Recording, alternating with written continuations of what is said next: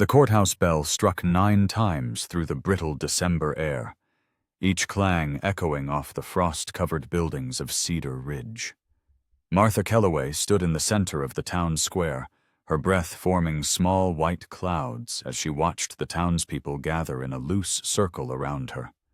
Their faces carried the weight of fear and suspicion.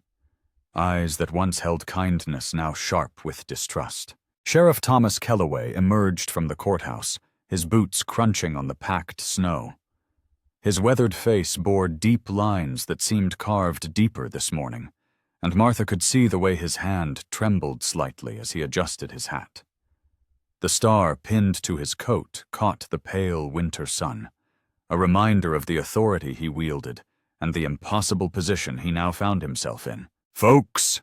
Sheriff Kellaway's voice carried across the square, steady despite the circumstances. "I know you're all scared. 3 children missing in as many weeks. Little Sarah Mitchell, Tommy Burns, and now the Hendricks boy. But pointing fingers without evidence won't bring them home." Martha's hands moved in quick, precise gestures, signing to her father. The townspeople watched this silent conversation with growing unease, their whispers carrying on the wind like dried leaves. She could read their lips easily enough after 18 years of relying on sight rather than sound. Unnatural, cursed, devil's work. Mrs. Hendricks pushed through the crowd, her face streaked with tears that had frozen into tiny crystals on her cheeks. "Your daughter was seen near the schoolhouse the day before each child disappeared, Sheriff. Walking alone, making those strange hand movements.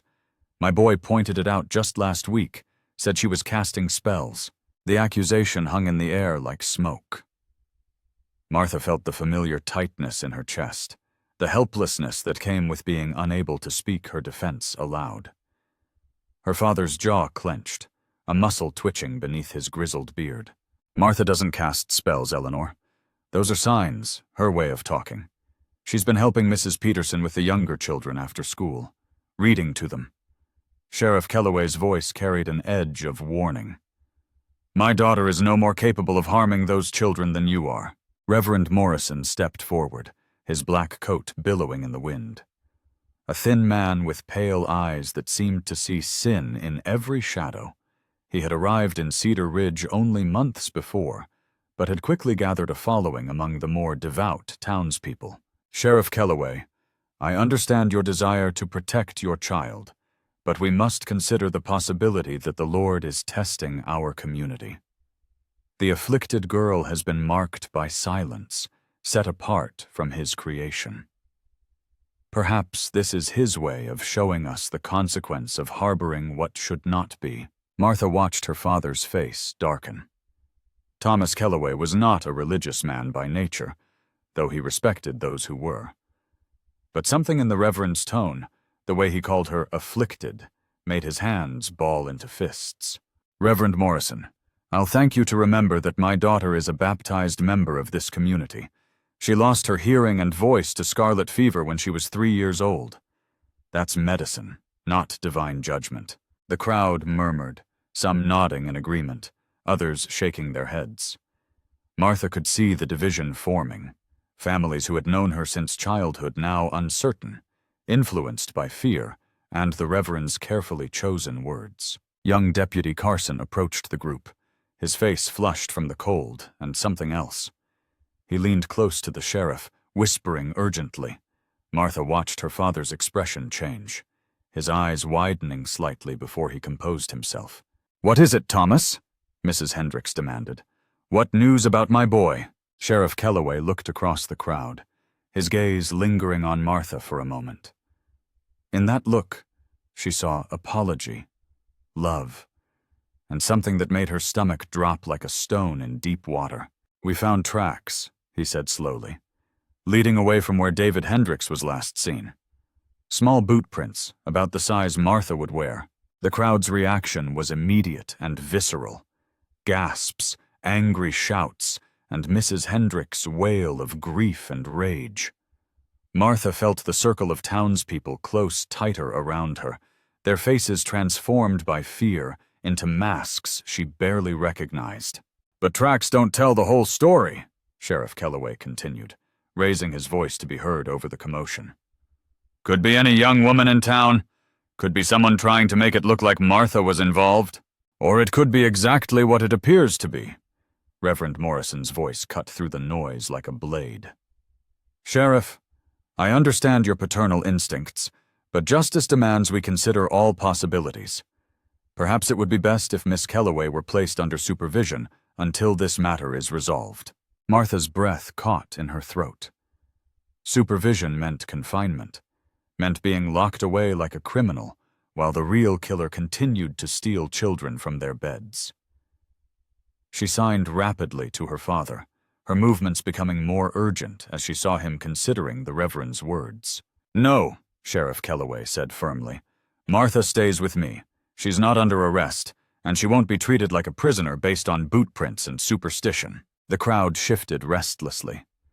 Martha could see the doubt in their faces, the way some of the men were beginning to mutter among themselves.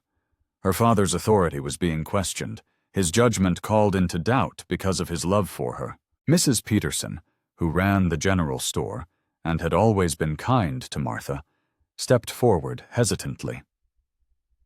"Sheriff, what if there was a compromise? What if Martha agreed not to be alone with any children until this is settled? Just as a precaution."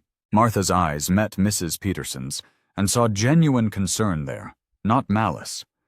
The older woman was trying to find a middle ground, a way to protect Martha from the crowd's growing anger while addressing their fears. Sheriff Kellaway looked at his daughter, and Martha could read the question in his eyes. She thought of the 3 missing children, of their parents' anguish, of her father's impossible position. Slowly, she nodded. "All right," Sheriff Kellaway announced. "Martha agrees to stay close to home and not be alone with any children until we find out what happened to the missing ones. But I want it understood that this is a voluntary precaution, not an admission of guilt." The crowd seemed somewhat mollified, but Martha could see it wasn't enough for everyone. Reverend Morrison's pale eyes remained fixed on her with an intensity that made her skin crawl, and Mrs. Hendricks continued to sob into her hands, her grief raw and accusatory.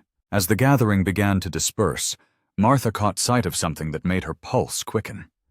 Near the edge of the crowd, partially hidden behind the blacksmith's cart, stood a figure in a dark coat. The person was watching her intently, but when Martha tried to focus on their face, they melted back into the shadows between buildings. She tugged on her father's sleeve and pointed, but when he looked, the figure was gone. Sheriff Kellaway's brow furrowed with concern, and Martha could see him scanning the area where she had pointed. "What is it?" he asked aloud, forgetting for a moment that she couldn't hear him. Then he looked at her directly, his lips forming the words clearly so she could read them. Martha shook her head, unsure how to explain what she had seen. The figure had been too distant to make out clearly, but something about their posture, the way they had watched her, felt significant. She made a few quick signs, trying to convey her unease. Deputy Carson approached them as the last of the townspeople wandered away. "Sheriff, what are your orders?" "Should we post someone to watch the house?" Martha saw her father's internal struggle play out across his features. The practical lawman in him recognized the wisdom of protection, but the father in him rebelled against the implication that his daughter needed to be guarded like a dangerous criminal. "No," he said finally, "but I want you to increase patrols around the residential areas, especially at night. And Carson, keep your ears open. People are scared, and scared people sometimes do foolish things." As they walked home through the snow-covered streets, Martha noticed how the few people they encountered either stared openly or made elaborate efforts to avoid looking at her at all. Children who used to wave now pressed closer to their parents, and she caught more than one person making the sign of the cross when they thought she wasn't looking. Their house sat at the end of Main Street, a modest 2-story building with a small jail attached to the back. It had been home for as long as Martha could remember, but today it felt different somehow, as if the morning's events had changed the very air inside its walls. Sheriff Kellaway hung up his coat and gun belt, his movements heavy with exhaustion. Martha watched him pour himself a cup of coffee from the pot that always sat on the stove, his hands steadier now that they were away from the crowd's scrutiny. She moved to the window and looked out at the town she had always called home. The afternoon sun cast long shadows across the snow, and somewhere in those shadows, 3 children remained missing. The real killer was still out there, while she had become the focus of suspicion and fear. But Martha had advantages that others didn't recognize. Her silence had taught her to observe, to notice things that people who relied on sound often missed. She had seen the figure watching from the shadows, had noticed things in recent weeks that might seem insignificant to others, but formed a pattern in her mind. As the sun set and the temperature dropped even further, Martha made a decision that would have horrified her father if he had known. She would not simply wait at home while children disappeared and suspicion grew. Tonight, when the town slept and her father was making his rounds, she would begin her own investigation. The missing children deserved justice, and if the townspeople couldn't see past their fear and superstition, then it would be up to her to find the truth. Her silence, which they saw as a curse, would become her greatest asset in hunting a killer who thought they were beyond detection. Martha touched the frosted window pane with her fingertips, feeling the cold bite into her skin. Tomorrow would bring new challenges, new accusations, and new dangers. But tonight, she would begin to prove that the sheriff's daughter was not a monster to be feared, but a hunter to be reckoned with. The wind picked up outside, rattling the windows and sending snow swirling through the empty streets. In that wind, Martha thought she heard something that made her blood run cold, though she knew it was impossible for her to hear anything at all. Dawn broke gray and bitter over Cedar Ridge, the kind of morning that made bones ache and breath burn in the lungs.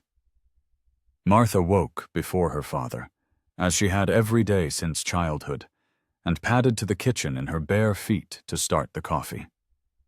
The routine gave her comfort, a small island of normalcy in the storm that had engulfed their lives.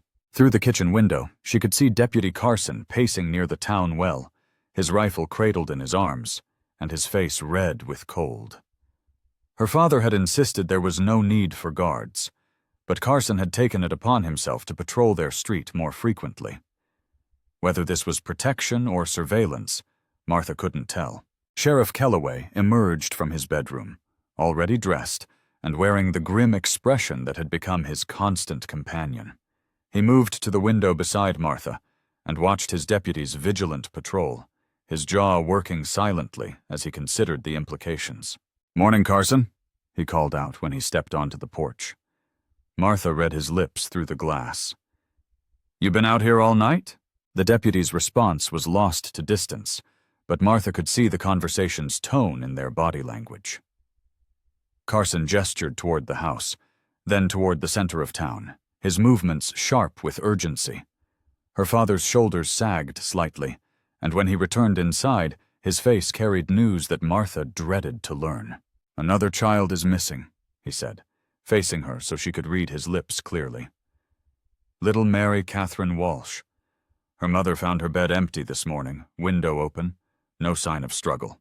Martha's hands flew to her throat, a gesture of shock she had never been able to break despite years of silence.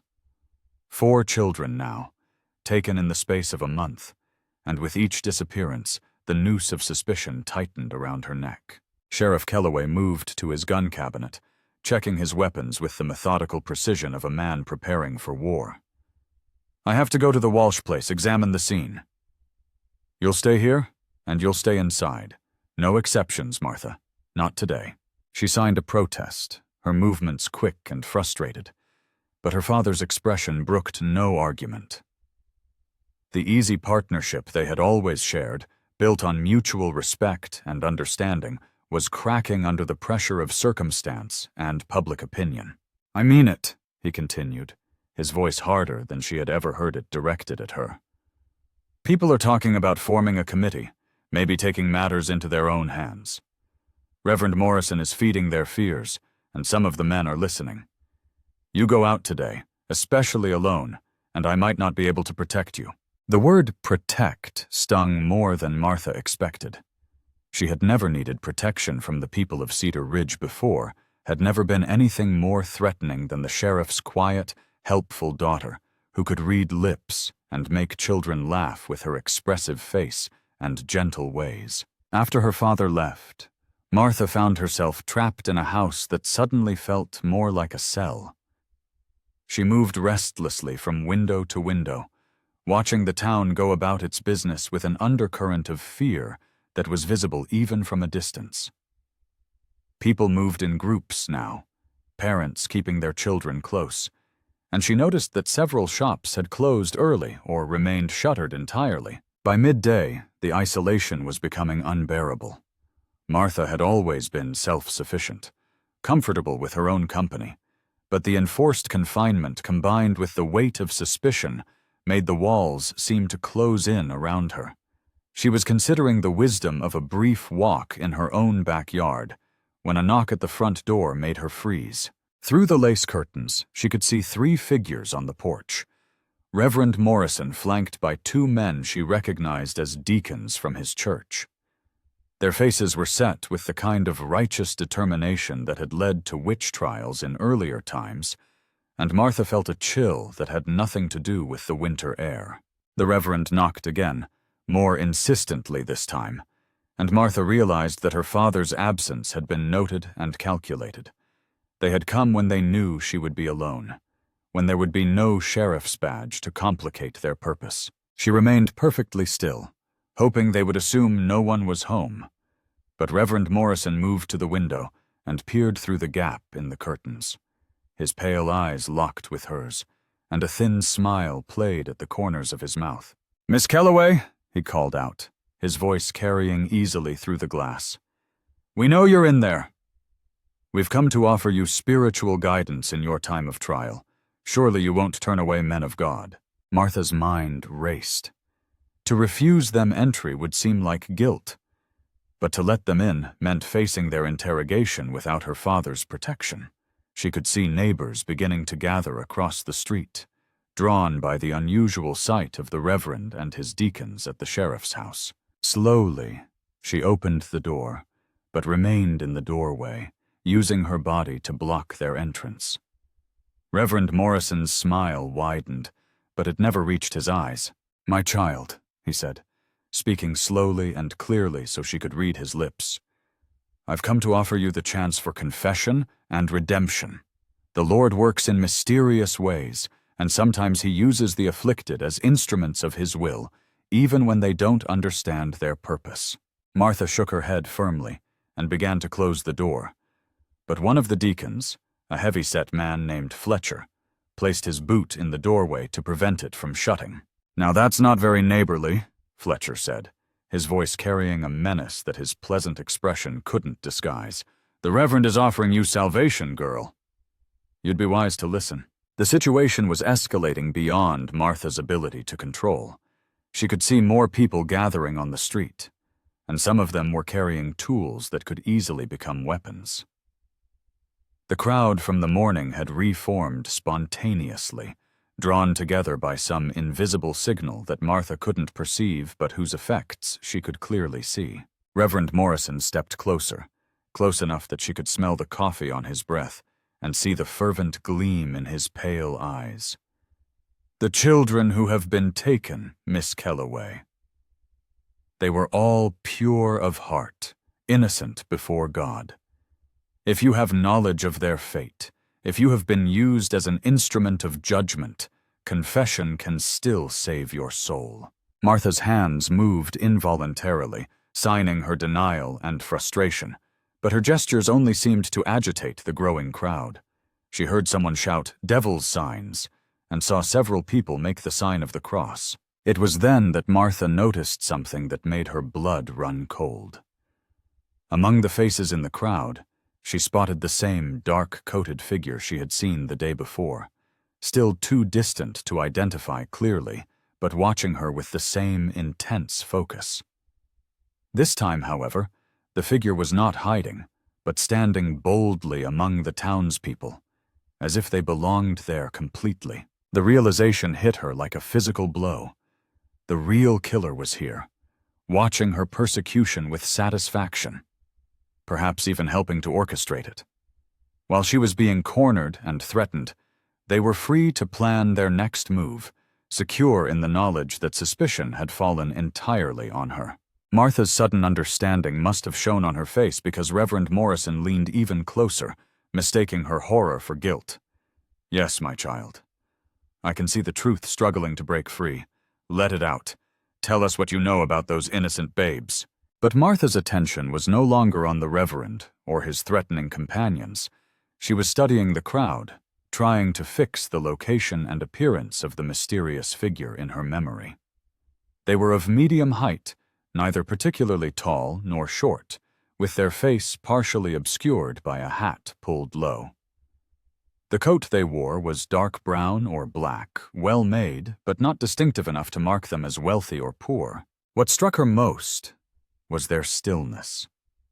While everyone else in the crowd shifted and murmured, pointing and whispering, this figure remained perfectly motionless, as if they were not truly part of the mob, but something separate, something watching from outside.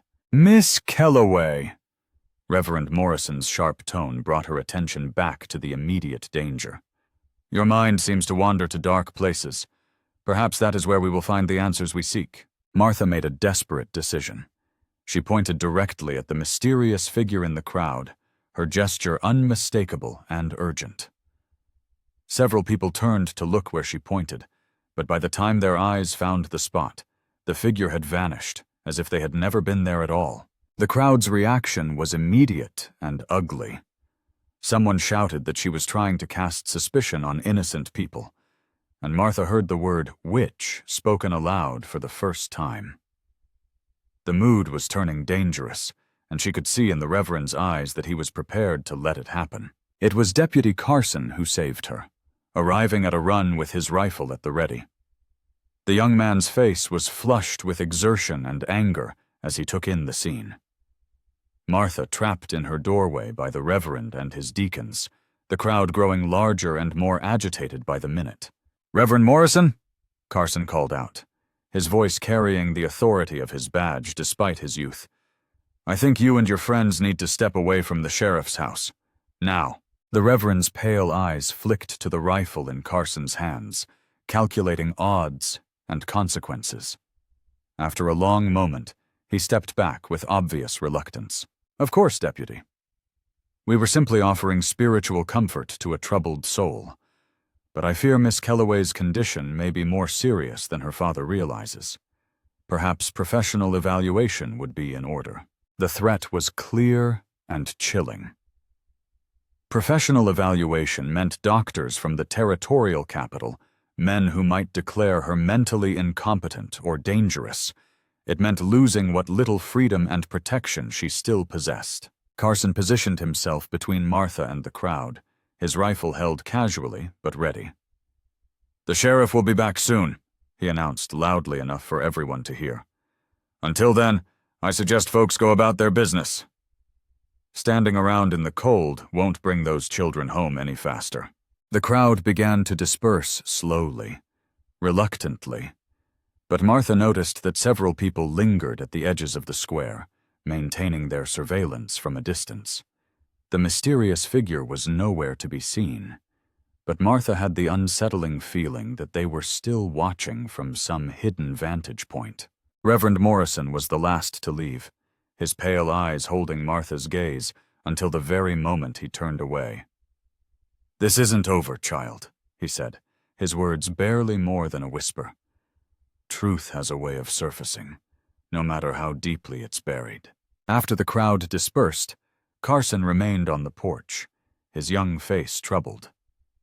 Martha gestured for him to come inside, but he shook his head. "Sheriff's orders were clear," he said, reading her gesture correctly.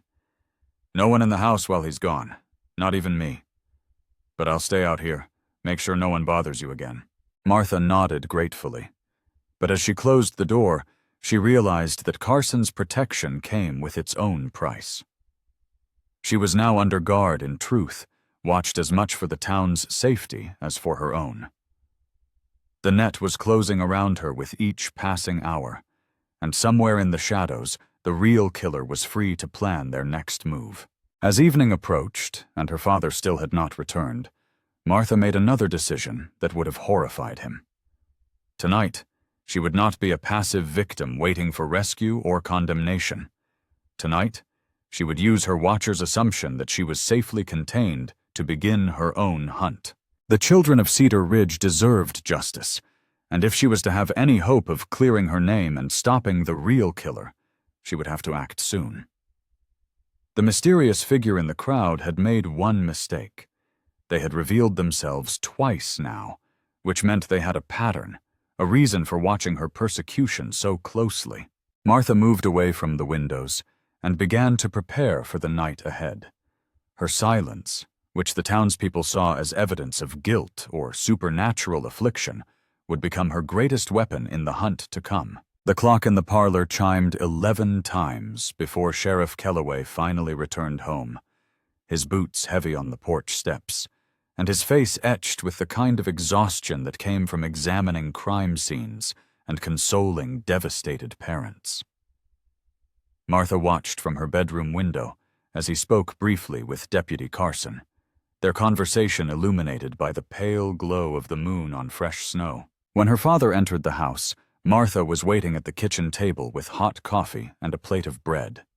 She could read the defeat in his shoulders, the way his hands shook slightly as he removed his coat and gun belt. The investigation at the Walsh house had yielded nothing useful, she could tell, just as the previous scenes had offered no clues beyond the maddening boot prints that matched her size. 4 children, Martha, he said, sinking into his chair and accepting the coffee with grateful hands. 4 families destroyed, and I'm no closer to finding answers than I was 3 weeks ago. The tracks lead to the creek and disappear in the water every time. It's like whoever is doing this knows exactly how to cover their trail.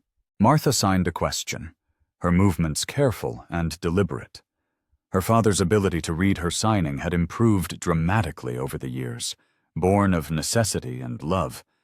But tonight his exhaustion made him slower to interpret her gestures. What did I find different this time? He translated, his brow furrowing as he considered her question. The Walsh girl's window was opened from the inside, just like the others. No sign of struggle, no indication she was afraid of whoever took her. That's what bothers me most, Martha. These children are going willingly with someone they trust. The implications of this revelation hit Martha like a physical blow. Someone the children trusted meant someone from the community, someone who had regular contact with families and had earned their confidence over time. It also meant that her father's investigation was focused on strangers and outsiders, when the real threat came from within Cedar Ridge itself. Sheriff Kellaway rubbed his eyes with the heels of his hands, a gesture Martha had seen countless times when he was wrestling with a particularly difficult case. There's going to be a town meeting tomorrow night, he continued. Mayor Davidson is calling it, but I suspect Reverend Morrison is the real force behind it. They want to discuss protective measures for the remaining children. Martha's blood ran cold. She knew exactly what kind of protective measures would be discussed, and she knew who would bear the brunt of the town's fear and anger. Her signing became more urgent as she asked about the specifics of the meeting. They want to establish a curfew for all children, organize patrols, and... He paused, unable to meet her eyes. They want to discuss your situation. Morrison has been talking to people, Martha. He's convinced half the town that your condition makes you susceptible to evil influences. The coffee cup trembled in Martha's hands as she set it down. She had expected suspicion and fear, but the systematic campaign being waged against her by the Reverend was more dangerous than she had imagined. Morrison was not simply responding to community fears, he was actively cultivating and directing them. Her father reached across the table and took her hands in his calloused fingers warm and reassuring. I won't let them hurt you, he said, his voice firm with conviction. Whatever happens at that meeting, Whatever they decide, you're my daughter, and I'll protect you." Martha squeezed his hands gratefully, but she could see the strain in his face, the impossible position he was being forced into. A sheriff who couldn't maintain the trust of his community was no sheriff at all, and defending her was costing him the authority he needed to find the real killer. After her father retired to his bedroom, Martha lay awake, listening to the sounds of the house settling around her. Through her window, she could see Deputy Carson making his rounds, his lantern casting moving shadows across the snow.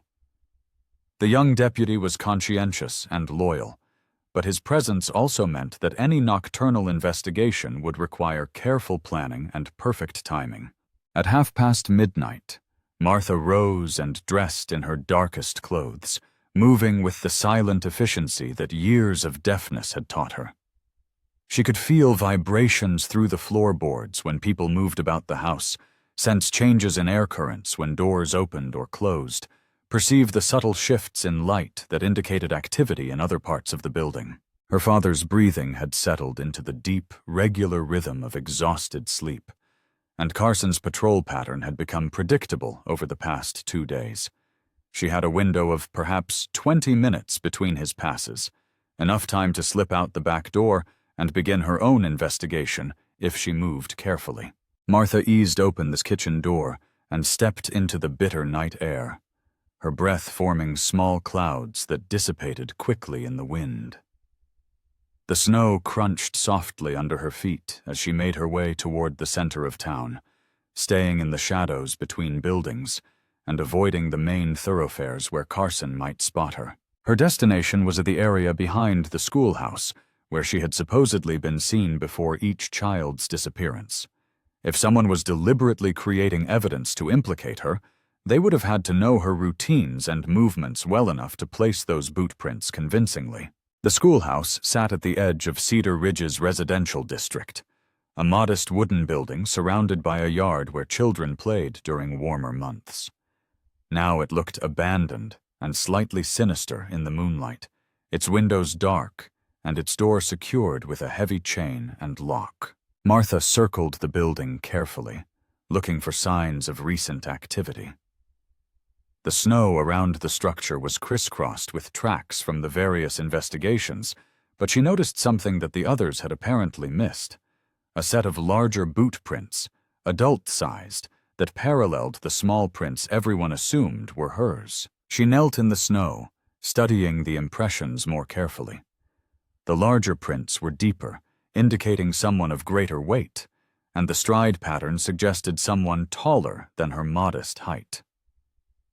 Most importantly, these prints had been made at the same time as the smaller ones, evidenced by the way snow had drifted into both sets equally. Someone had been walking alongside the person who left the small boot prints, matching their pace and staying close enough to guide or control their movements. Martha felt a surge of excitement at this discovery, the first real clue that pointed away from her guilt and toward a more complex explanation. She was so absorbed in examining the tracks that she almost missed the sound of approaching footsteps crunching through snow. Martha's head snapped up, and she saw a dark figure walking purposefully toward the schoolhouse from the direction of the church. It was too dark to make out features, but something about the person's build and gait seemed familiar. Martha pressed herself against the side of the schoolhouse, using the building's shadow to conceal her presence. The figure approached to within 30 feet of her hiding spot, before stopping and seeming to scan the area carefully. For a terrifying moment, Martha thought she had been spotted, but the figure's attention appeared to be focused on the ground where the boot prints were most visible. The person knelt in the snow just as Martha had done, examining the tracks with what appeared to be professional interest. They spent several minutes studying the scene, occasionally moving to different vantage points, before producing something from their coat that glinted in the moonlight. A knife. The figure was using a knife to disturb the snow around the tracks, carefully obliterating the evidence that Martha had just discovered. They worked with methodical precision, erasing the larger boot prints while leaving the smaller ones intact, ensuring that any future investigation would continue to point suspicion in her direction. Martha watched in horrified fascination as the real killer calmly destroyed evidence that could have cleared her name. The person's movements were confident and unhurried, suggesting they felt completely safe in their work. They had no reason to fear discovery, since the entire town was focused on the sheriff's daughter as the most likely suspect. When the figure finished their work and stood to leave, Martha made a desperate decision. Moving as quietly as her years of silence had taught her, she began to follow them back toward town.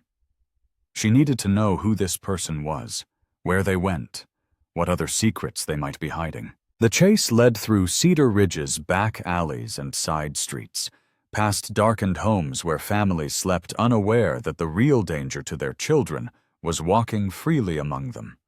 Martha stayed far enough back to avoid detection, but close enough to keep the figure in sight as they moved with obvious familiarity through the town's layout. To her surprise, the person's destination was not one of the outlying houses or business establishments, but the very heart of Cedar Ridge's moral authority: the church. Martha watched from behind a fence post as the figure produced a key and let themselves into the building through a side door. The implications were staggering. Either someone had stolen keys to the church, or the killer was someone with legitimate access to the building. Given Reverend Morrison's campaign against her and his intimate knowledge of the community's fears and prejudices, Martha began to suspect that the truth was even more horrifying than she had imagined. She crept closer to the church, looking for windows that might allow her to observe what was happening inside. Most of the building's windows were too high or too well covered to provide a view, but she found a basement window that had been left slightly ajar, probably for ventilation. Martha knelt in the snow beside the window and peered through the gap. The basement was dimly lit by candles, and she could see the dark-coated figure moving about with purpose. They had removed their outer garments, revealing clothes that Martha recognized with a shock of horror and disbelief. Mrs. Peterson, the kindly store owner who had tried to find a compromise during yesterday's confrontation, was arranging items on what appeared to be an altar or workspace. The woman who had always been gentle with Martha, who had defended her to suspicious customers and offered support during difficult times, was carefully laying out children's clothing and personal belongings like trophies or ritual objects. Martha's world tilted sickeningly as she realized the scope of the deception. Mrs. Peterson had access to every family in town through her store, knew all the children personally, had their trust and that of their parents. She would know their routines, their habits, their fears and preferences. She would be someone they would follow willingly, even out of their beds on a cold winter night. Even more devastating was the realization that Mrs. Peterson had been present at both public confrontations, had seemed to support Martha while subtly reinforcing the community's suspicions. She had suggested the compromise that kept Martha under house arrest, effectively removing her from the investigation while providing the perfect cover for continued disappearances. As Martha watched in frozen horror, Mrs. Peterson began to sort through what were obviously the missing children's belongings. She handled each item with disturbing tenderness, as if they held some special significance or power. The ritualistic nature of her actions suggested that the children's disappearances were not random crimes, but part of some larger, more sinister purpose. Martha knew she had to get this information to her father immediately, but she also knew that her word alone would not be enough. She was already suspected of the crimes herself, and accusing the town's most respected businesswoman would only seem like a desperate attempt to shift blame. She needed proof, evidence that could not be dismissed or explained away. But as she watched Mrs. Peterson complete her grisly inventory and begin to extinguish the candles, Martha realized that obtaining such proof would require her to get much closer to a killer who had already demonstrated both cunning and ruthlessness. The basement went dark, and Martha heard footsteps on the stairs above her hiding spot. Mrs. Peterson was leaving, probably returning home to prepare for another day of playing the concerned community member while planning her next abduction. Martha pressed herself against the foundation of the church, hardly daring to breathe as the killer passed within feet of her position. Only when the footsteps had faded completely into the distance did she dare to move, her limbs stiff with cold and shock. As she made her way back home through the pre-dawn darkness, Martha's mind raced with the implications of what she had discovered. Mrs. Peterson's deception ran deeper than simple child abduction. It suggested a level of psychological manipulation and community infiltration that was truly chilling. But Martha also knew that her discovery had put her in mortal danger. If Mrs. Peterson suspected that her secret had been uncovered, she would not hesitate to eliminate the threat. The woman had already demonstrated her willingness to destroy innocent lives. One more death would not trouble her conscience. The house was still dark when Martha slipped back inside, her father's breathing unchanged from its exhausted rhythm. Deputy Carson was completing another circuit of the property, his lantern visible through the kitchen window as he made his dutiful rounds. Martha climbed the stairs to her bedroom, but sleep was impossible. Tomorrow night's town meeting would determine her fate, and she now knew that Mrs. Peterson would be there, playing her role as a concerned citizen while working to ensure that suspicion remained focused on the sheriff's daughter. Time was running out, and Martha had to find a way to expose the truth before Mrs. Peterson claimed another victim, or the town's fear boiled over into violence. The silent hunt had revealed the killer's identity, but the most dangerous part of the game was just beginning. The town meeting convened at 7 o'clock in the evening, filling the church sanctuary with grim-faced men and women who clutched their remaining children close and spoke in hushed, urgent whispers. Martha sat in the front row beside her father, acutely aware that every eye in the building was fixed on her with a mixture of fear, anger, and morbid curiosity. Reverend Morrison stood at the pulpit, his pale eyes gleaming with righteous fervor as he surveyed the packed congregation. Mrs. Peterson sat 3 rows behind Martha, her face a mask of concerned citizenship that made Martha's skin crawl with the knowledge of what lay beneath that carefully constructed facade. "Brothers and sisters," Reverend Morrison began, his voice carrying easily through the hushed sanctuary, "we gather tonight in the shadow of great evil. 4 innocent children have been stolen from their beds, taken by forces that move in darkness and silence. We must act decisively to protect those who remain." Mayor Davidson, a portly man with thinning hair and nervous hands, rose from his seat in the second row. "Reverend Morrison speaks truly. The territorial authorities have been notified, but help is days away. We cannot wait for outside assistance while more children disappear." Sheriff Kellaway stood slowly, his badge catching the lamplight as he turned to face the assembly. Martha could see the strain in his posture, the weight of impossible choices pressing down on his shoulders. "Folks, I understand your fear. I share it. But we cannot let panic drive us to actions we'll regret. The investigation is ongoing, and I believe we're close to finding answers." "What investigation?" The voice belonged to Fletcher, one of Morrison's deacons, and it carried the anger of a community pushed beyond its breaking point. "You've found nothing but boot prints that lead to your own daughter's door, Sheriff. How much more evidence do we need?" Martha felt her father's tension spike, saw his hands clench into fists at his sides. She wanted to sign to him, to offer some comfort or support, but she knew that any movement from her would only inflame the crowd's suspicions. Mrs. Peterson rose gracefully from her seat, her voice gentle but carrying clearly through the church. "Perhaps we should consider temporary measures while Sheriff Kellaway continues his investigation. The children's safety must be our first priority." The hypocrisy of those words, spoken by the woman who had been stealing and murdering those same children, made bile rise in Martha's throat. She watched Mrs. Peterson's performance with horrified fascination, seeing how expertly the woman manipulated the crowd's emotions while maintaining her mask of concerned respectability. "What measures do you suggest, Mrs. Peterson?" Mayor Davidson asked, his relief obvious at having someone propose solutions rather than simply voice complaints. A curfew for all children, naturally. No child under 16 should be outside after dark without adult supervision. Additionally, perhaps we should consider having our most vulnerable residents stay with trusted families until this crisis passes. Martha's blood ran cold as she realized the true purpose behind Mrs. Peterson's suggestion. The woman was positioning herself to gain access to even more children under the guise of protection. How many families would eagerly accept her offer to house their children, never suspecting that they were delivering their most precious possessions directly into the killer's hands? Reverend Morrison nodded approvingly from his position at the pulpit. Mrs.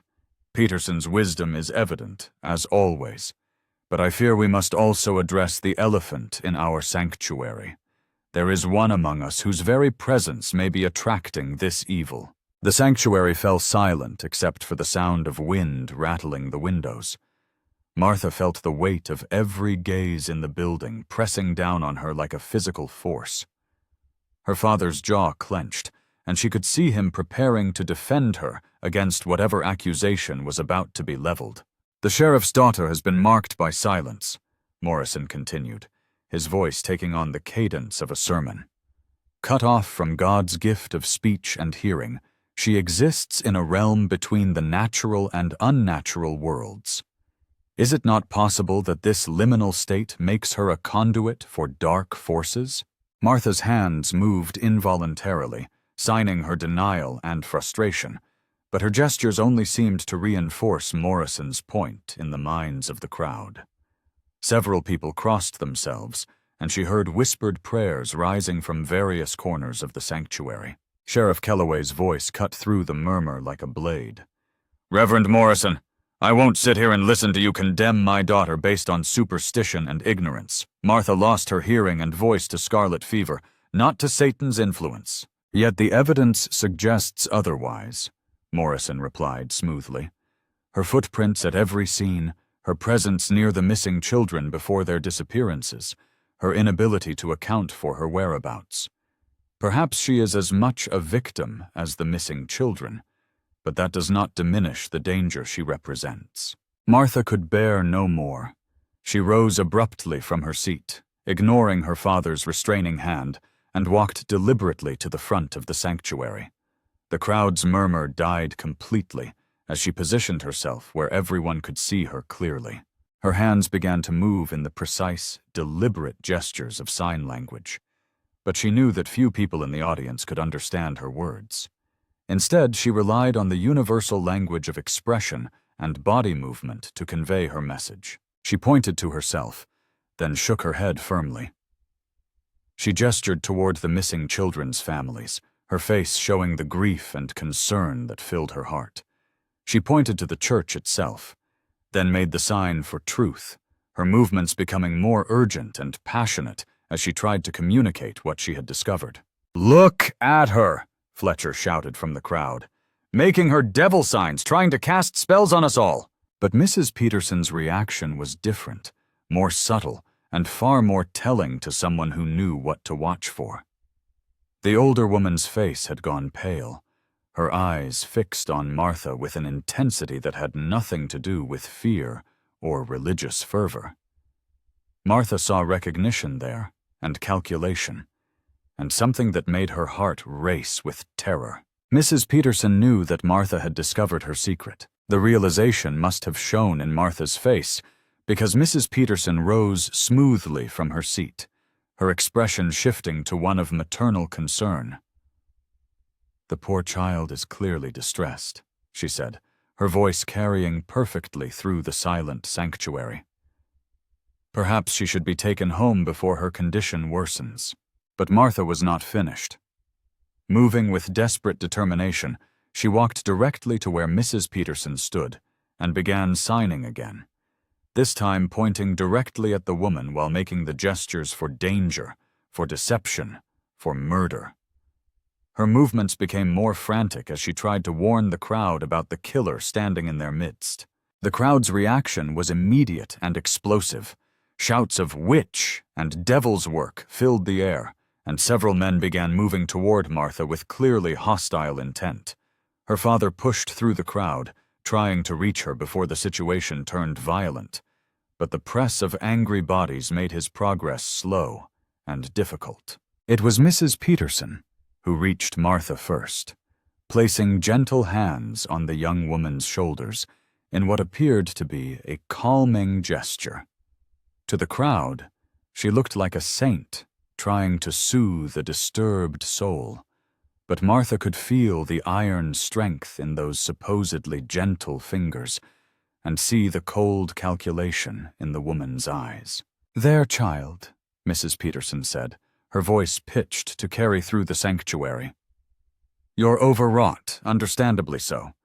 Let me help you home where you can rest." Martha tried to pull away, but Mrs. Peterson's grip tightened painfully. The woman was stronger than she appeared, and her position as Martha's apparent helper made any struggle look like further evidence of mental disturbance. "I think that's wise," Reverend Morrison said from the pulpit. "Mrs. Peterson, you have such a way with troubled souls. Perhaps you could stay with the girl tonight, ensure she doesn't harm herself or others." The trap was closing with terrifying efficiency. Mrs. Peterson was maneuvering herself into position to be alone with Martha, using the crowd's fear and the Reverend's authority to create the perfect opportunity for murder. No one would question the respected businesswoman's motives, and if Martha were found dead in the morning, it would be explained as suicide brought on by guilt and mental instability. Sheriff Kellaway finally broke through the crowd, his face dark with anger and concern. "Martha comes home with me," he said firmly, reaching for his daughter's arm. But Mrs. Peterson was ready for this objection. "Sheriff, with all due respect, you're too close to this situation to see clearly. Your paternal feelings are preventing you from recognizing the danger your daughter represents, both to the community and to herself." "The woman speaks sense," Mayor Davidson added, his nervousness making him eager to find solutions that didn't require him to make difficult decisions. Perhaps it would be best if Martha stayed with Mrs. Peterson tonight, just as a precaution. Martha's signing became desperate, her hands moving in quick, sharp gestures as she tried to warn her father about the trap being laid. But Sheriff Kellaway's ability to read her signing was compromised by stress and the crowd's hostility, and her frantic movements only reinforced the impression that she was becoming dangerously unstable. "No," Sheriff Kellaway said, but his voice lacked its usual authority. The crowd was against him, his own judgment was being questioned, and the weight of community pressure was enormous. Martha could see him wavering, see the doubt creeping into his eyes. It was then that Martha made the most desperate decision of her life. Breaking free from Mrs. Peterson's grip with a sudden, violent movement, she ran toward the altar at the front of the church. The crowd gasped and recoiled as she grabbed a heavy brass candlestick and raised it above her head like a weapon. For a moment, the sanctuary was frozen in tableau, Martha standing at the altar with the candlestick raised, Mrs. Peterson positioned between her and the crowd with her hands extended in apparent concern, Sheriff Kellaway pushing forward with his gun half drawn, and dozens of townspeople pressed back against the pews in fear. Then Martha brought the candlestick down, not on any person, but on the wooden collection box that sat on the altar. The box splintered under the blow, spilling coins and bills across the floor, but also revealing something else hidden in its depths. A child's mitten, small and blue, and unmistakably belonging to one of the missing children. The sanctuary erupted in chaos as people saw the evidence scattered across the altar floor. Mrs. Peterson's carefully constructed mask finally slipped, her face showing naked fury and calculation as she realized her hiding place had been discovered. But the woman was not finished. Even as the crowd began to understand what they were seeing, Mrs. Peterson was moving, her hand disappearing into her coat to emerge with a small but deadly knife. Her target was not the crowd, but Martha herself, the one person who could tie her to the missing children. Sheriff Kellaway's gun cleared its holster just as Mrs. Peterson lunged forward, her blade aimed at Martha's heart. The shot echoed through the sanctuary like thunder, and Mrs. Peterson spun away from her target, the knife flying from her grasp to clatter across the floor. The silence that followed was deafening. Mrs. Peterson lay crumpled near the altar, her breathing shallow, and her eyes fixed on Martha with undiminished hatred. Blood spread slowly across the floor, dark and accusatory in the lamplight. "The basement!" Martha signed frantically to her father, her hands shaking with shock and adrenaline. "More evidence in the church basement." Sheriff Kellaway's face was grim as he organized a search party to investigate Martha's claim. What they found in the basement would haunt the town for years to come. Children's clothing arranged like trophies, detailed journals documenting Mrs. Peterson's obsession with what she called purification through sacrifice, and most damning of all, evidence that the 4 missing children had been murdered and buried in the cellar's dirt floor. As the terrible truth emerged, the crowd's mood shifted from anger at Martha to horror at their own blindness. They had been so ready to blame the different, the voiceless, the vulnerable, that they had ignored the evil hiding in plain sight among them. But Martha knew that Mrs. Peterson's death would not undo the damage that had been done. 4 children were gone forever, their lives stolen by a woman who had hidden behind respectability and community trust. The town would heal, but slowly, and the scars would remain visible for generations. Standing in the sanctuary, surrounded by the wreckage of her accusations and Mrs. Peterson's deceptions, Martha felt the weight of what she had been forced to do. She had broken every rule of her quiet, careful existence, had violated her father's instructions and the town's expectations, had resorted to violence to save her own life and expose the truth. The sheriff's daughter was no longer the silent, invisible girl who had moved through Cedar Ridge without making waves. She had found her voice in the most desperate circumstances, and that voice would never be silenced again. The territorial marshal arrived 3 days after Mrs. Peterson's death. A weathered man named Harrison, who carried himself with the quiet authority of someone accustomed to cleaning up other people's messes. He spent the better part of a week interviewing witnesses, examining evidence, and piecing together the full scope of Mrs. Peterson's crimes from the detailed journals found in the church basement. Martha sat across from Marshal Harrison in her father's office, her hands steady as she provided her account of the events through sign language while Sheriff Kellaway translated.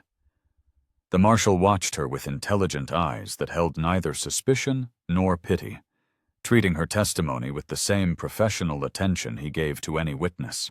"Miss Kellaway," Marshal Harrison said, speaking directly to her while her father interpreted, "your actions that night undoubtedly saved lives. Mrs. Peterson's journals indicate she was planning to take at least 3 more children before winter's end." The weight of those words settled heavily in the small office.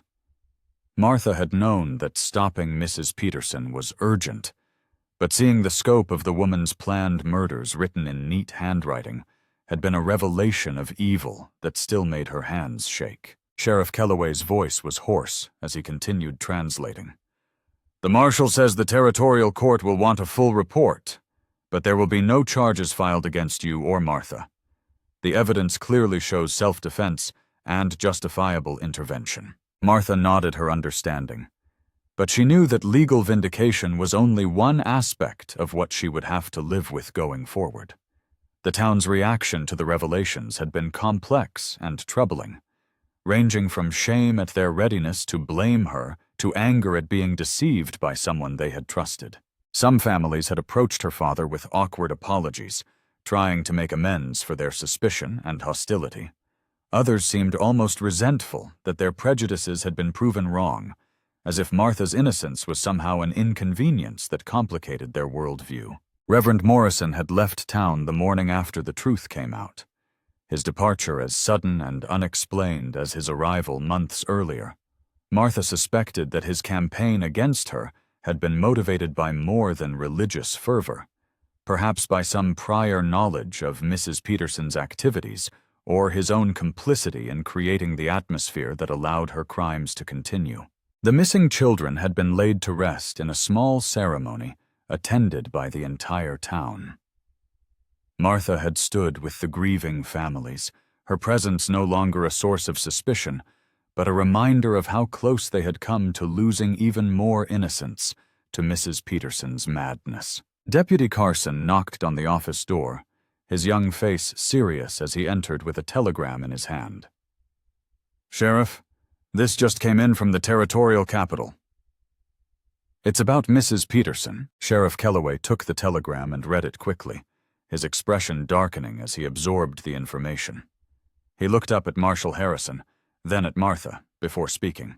"There have been similar cases in 3 other territories over the past 5 years.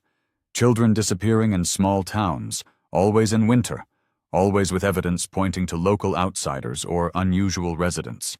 The authorities never connected them until now." Martha's blood ran cold as the implications became clear. Mrs. Peterson had not been acting on sudden impulse or isolated madness.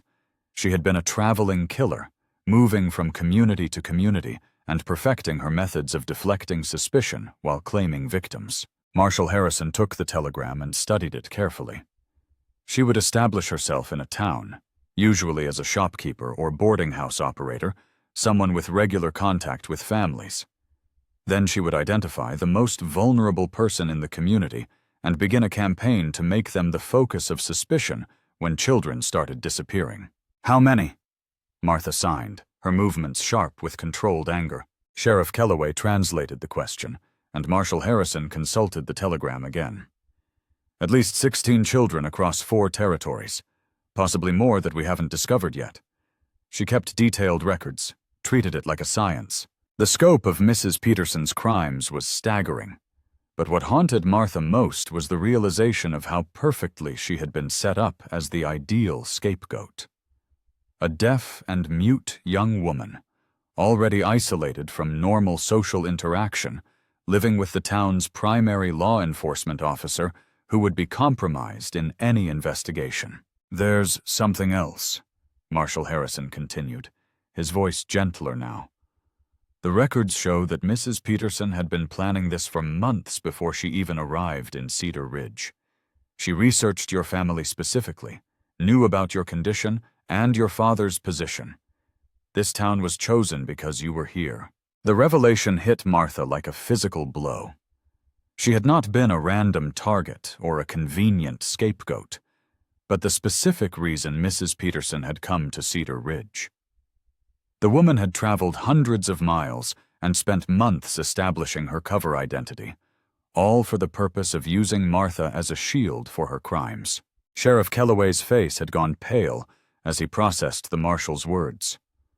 "You're saying she came here to destroy my daughter?" "I'm saying she came here because your daughter's situation made her the perfect victim to frame." Mrs. Peterson was methodical, calculating. She studied communities and identified the residents who would be most vulnerable to accusation and least able to defend themselves effectively. Martha stood abruptly and walked to the window, needing to look out at the town she had called home all her life. The knowledge that Mrs. Peterson had specifically targeted her, had planned her destruction with such cold calculation, made every memory of the woman's kindness feel like a violation. But there was something else in the marshal's revelation that filled Martha with a different kind of emotion. Validation. Her instincts had been correct, her suspicions justified, her desperate actions necessary. She had not been paranoid or unstable, but the target of a sophisticated predator who had counted on her isolation and vulnerability to ensure her silence. Deputy Carson cleared his throat uncomfortably. "Marshal, there's a delegation from the town council waiting outside. They want to speak with you about the situation." Marshal Harrison glanced at Sheriff Kellaway, who nodded wearily. The political aftermath of Mrs. Peterson's crimes would be almost as complex as the investigation itself. Communities did not like to be reminded of their capacity for mob hysteria, their readiness to turn on the innocent when fear overwhelmed reason. "Send them in," Sheriff Kellaway said. then turned to Martha. "You don't have to stay for this if you don't want to." But Martha shook her head firmly and returned to her seat beside her father's desk. She had been the target of the town's suspicion and anger. She would face whatever came next with the same courage that had carried her through the darkest days of the crisis. The delegation consisted of Mayor Davidson, 3 members of the town council, and Dr. Matthews, the elderly physician who served Cedar Ridge and the surrounding ranches. Their faces showed the uncomfortable mixture of shame and self-justification that Martha had seen on so many townspeople over the past week. Mayor Davidson spoke first, his words careful and formal. "Marshal Harrison, we want to express our gratitude for your thorough investigation and your help in resolving this terrible situation. The town of Cedar Ridge is deeply appreciative of your efforts. And we want to make it clear," Councilman Fletcher added quickly, "that any actions taken by individual citizens during this crisis do not reflect the official position of the town government." Martha watched this performance with growing anger.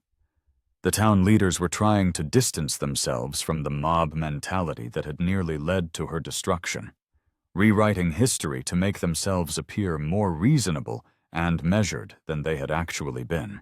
Marshal Harrison seemed to understand the subtext as well.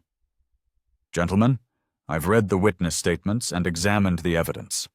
The actions of your community during this crisis were driven by fear, but they were also enabled by leadership that failed to maintain order and protect all citizens equally." The uncomfortable silence that followed was broken by Dr. Matthews, whose weathered face showed genuine remorse. "Marshal, we failed Martha terribly.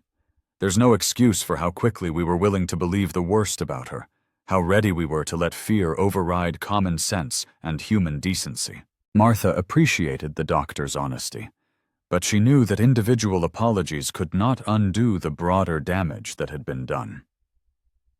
The town had revealed something about itself during the crisis, a willingness to sacrifice the vulnerable to protect the majority that would not be easily forgotten or forgiven. "What matters now," Marshal Harrison continued, "is how the community moves forward. Miss Kellaway saved lives by her actions, but she should never have been put in a position where such actions were necessary." Mayor Davidson shifted uncomfortably in his chair. "Marshal, we understand that mistakes were made.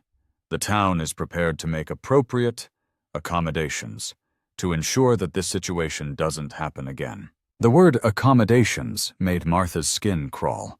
She could imagine what form such accommodations might take: special consideration, careful monitoring, the kind of patronizing protection that would mark her as permanently different and potentially dangerous. She stood again and began signing rapidly, her movements sharp and decisive.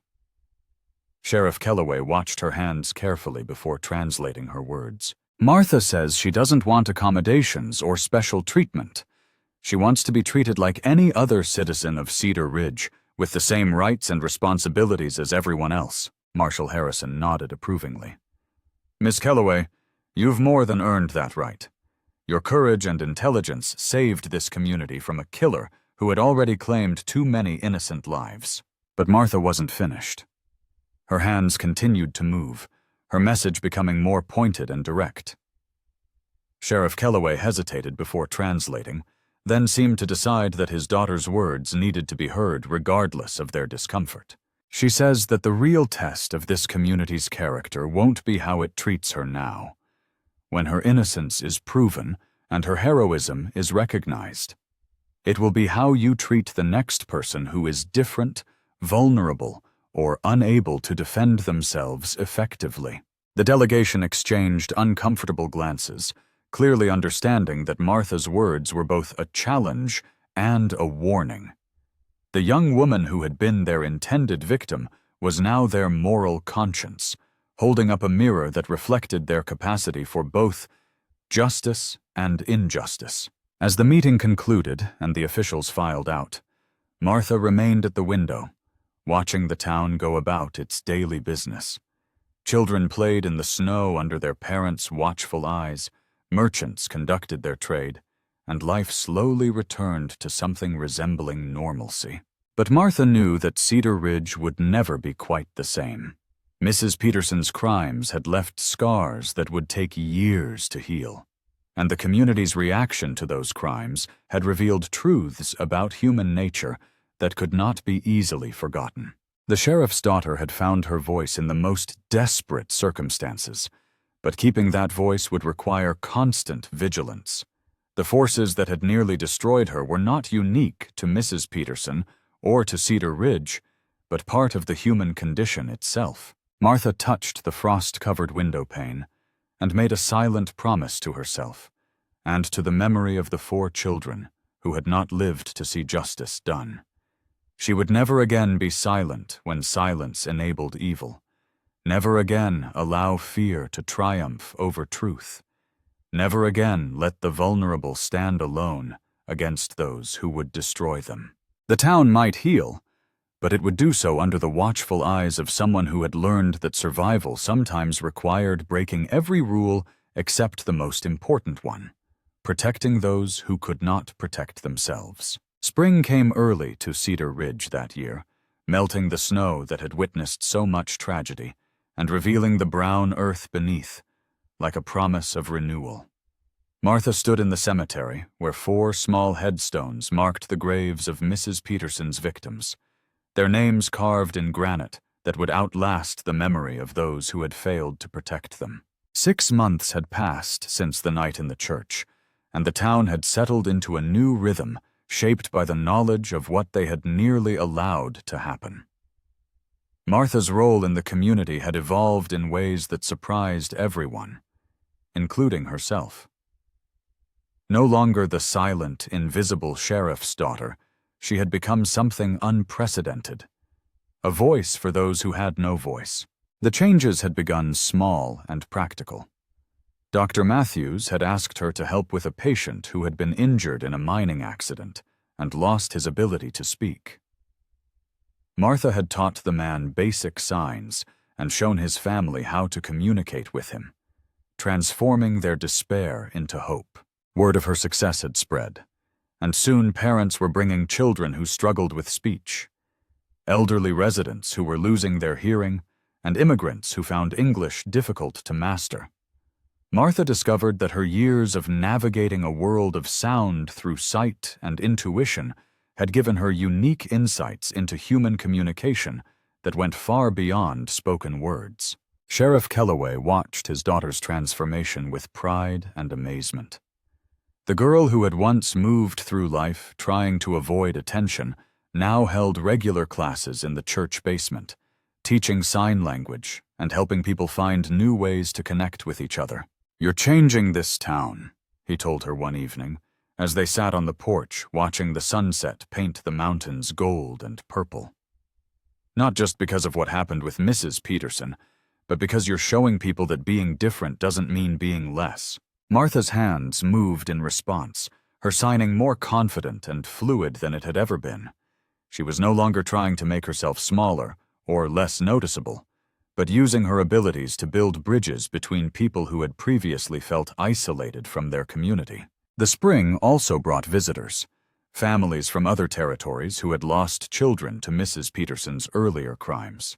They came seeking answers, closure, and sometimes just the chance to meet the young woman who had finally stopped the killer, who had destroyed their lives. One such visitor was Mrs. Catherine Brennan from Montana Territory, whose 8-year-old son had disappeared 2 years earlier.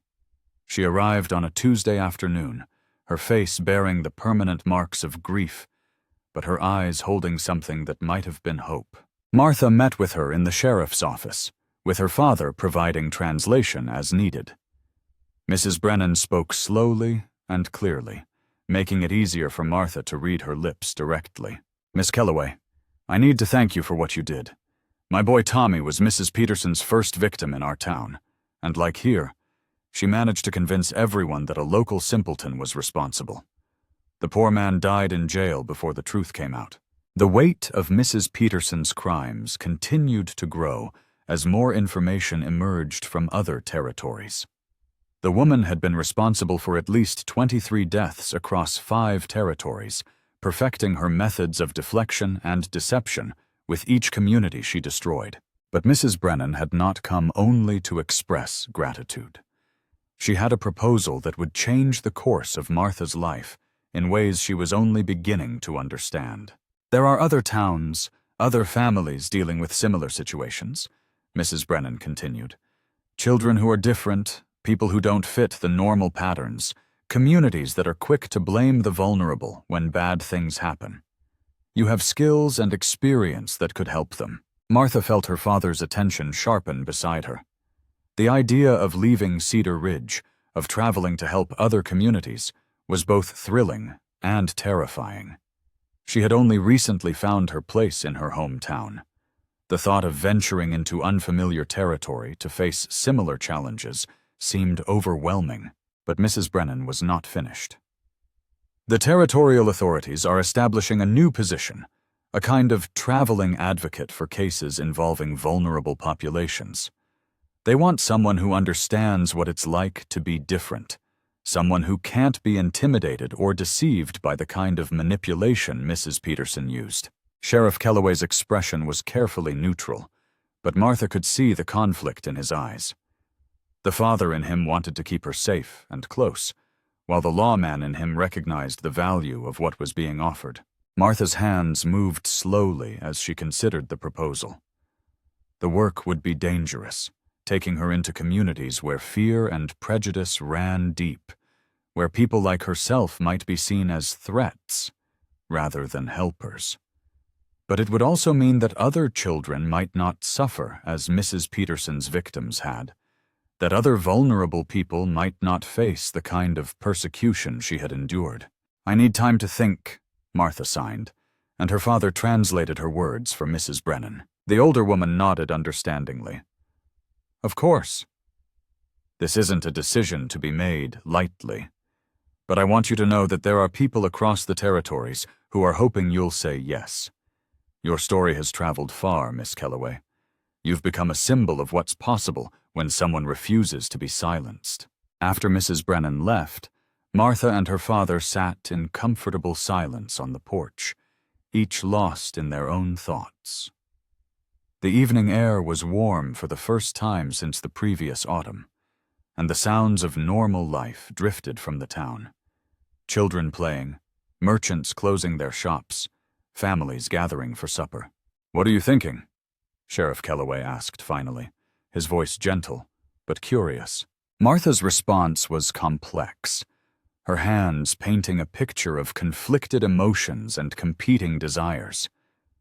She had found peace and purpose in Cedar Ridge, had built relationships and discovered abilities she had never known she possessed.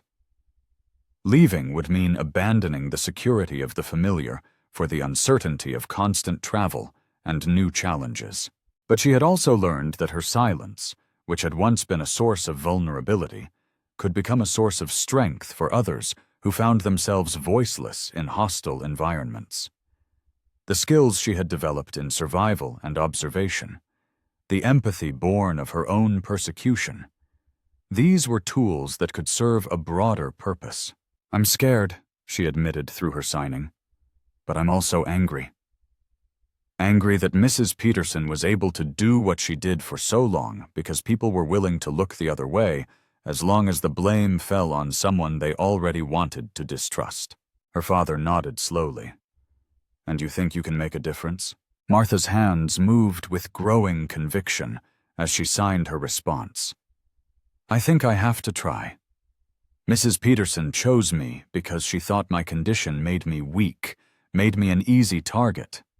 If I can use that same condition to protect others who are being targeted the same way, then maybe her victims didn't die for nothing."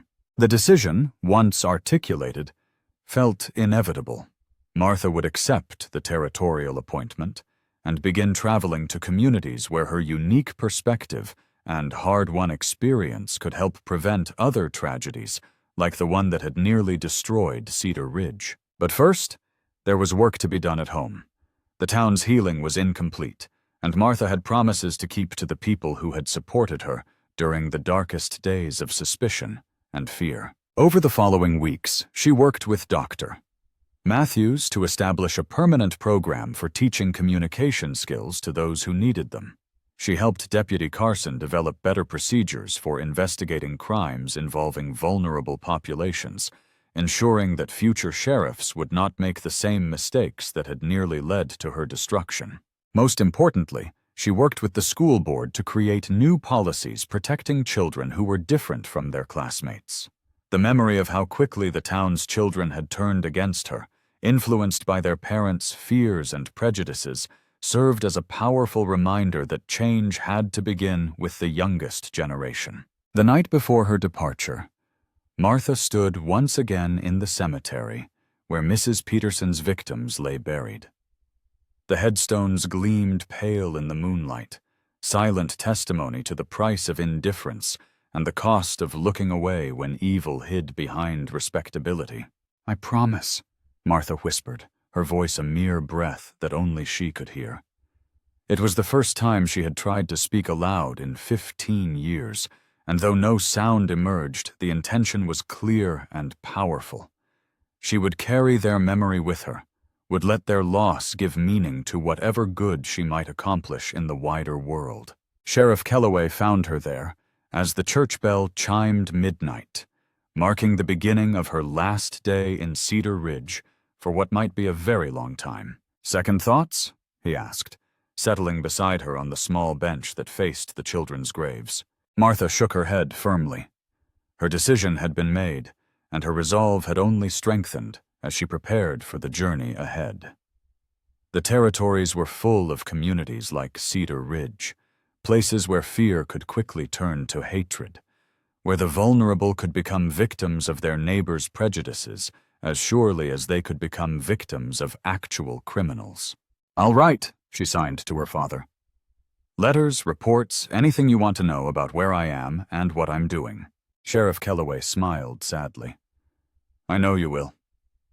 And I'll be here when you need to come home, for however long or short a time that might be." They sat together in the peaceful darkness, father and daughter sharing a silence that was comfortable rather than empty. Tomorrow would bring new challenges and unknown dangers, but tonight they had each other, and the quiet satisfaction of knowing that they had faced evil together and emerged stronger for the experience. Martha's transformation from the sheriff's silent daughter to a voice for the voiceless was complete. But her journey was just beginning. The territories stretched wide and wild beyond Cedar Ridge's borders, full of communities that might need her help, and people who might benefit from her hard-won wisdom. The wind stirred the new leaves on the trees around the cemetery, carrying the scents of spring and the promise of renewal. Martha stood and touched each small headstone once more, a farewell to the children who had died, but whose memory would guide her steps in the years to come. She was no longer afraid of her silence or ashamed of her difference. The sheriff's daughter had learned that true strength came not from fitting in, but from standing apart, when standing apart was necessary to protect others. Her voice might remain silent, but her actions would speak volumes in the communities she served and the lives she touched. As dawn broke over Cedar Ridge, Martha prepared for her departure, with the knowledge that she carried something precious with her. The understanding that being different was not a curse, but a gift. One that could illuminate the darkness for others who struggled to find their place in an often hostile world. The sheriff's daughter was riding out to serve justice in her own unique way, armed with silence that could hear what others missed, eyes that could see what others ignored, and a heart that had learned compassion through suffering. The territories would never be quite the same.